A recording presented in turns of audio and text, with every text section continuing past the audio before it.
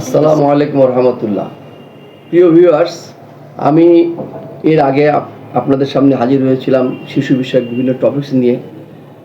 জ্বর, ডেঙ্গু জ্বর, ঠান্ডা কাশি, নিউমোনিয়া, ডায়রিয়া, এগুলো নিয়ে। আজকে আমরা নবজাতক সম্পর্কে কিছু কথা বলব। নবজাতক কাকে বলে? একটা শিশুর জন্মের দিন থেকে 28 দিন পর্যন্ত সময়কে বলা হয় নবজাতক। আর এছাড়া 1 বছর পর্যন্ত সময়কে আমরা বলি ইনফ্যান্ট, আর 1 থেকে 2.5 বছর পর্যন্ত সময়কে বলা হয় টোডলার। এই নবজাতক এর কতগুলা নর্মাল, একটা স্বাভাবিক নবজাতক কতগুলো ক্রাইটেরিয়া আছে।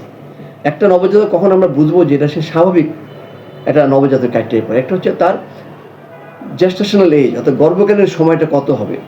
37 পূর্ণ সপ্তাহ থেকে 42 পূর্ণ সপ্তাহ পর্যন্ত এই সময়ের মধ্যে যদি একটা নবজাতক জন্মগ্রহণ করে, আমরা তাকে বলি যে সে একটা স্বাভাবিক পূর্ণমাত্রার টার্ম বেবি নবজাতক। এর আগে যদি জন্মগ্রহণ করে আমরা বলি প্রিটার্ম বা অপরিপক্ক নবজাতক, এবং 42 সপ্তাহ পরে যদি জন্মগ্রহণ করে আমরা বলি পোস্ট টার্ম বা পোস্ট ম্যাচিউর নবজাতক। ওজন কত হবে?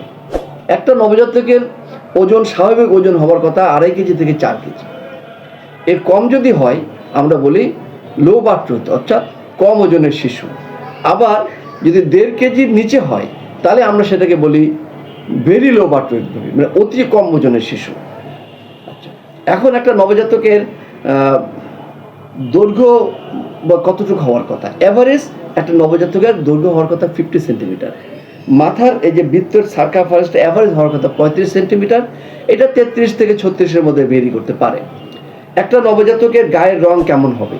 একটা নবজাতকের গায়ের রং হয় সাধারণত গোলাপি যখন হয়, তবে সাময়িকভাবে হাত পা একটু নীলাভ হতে পারে।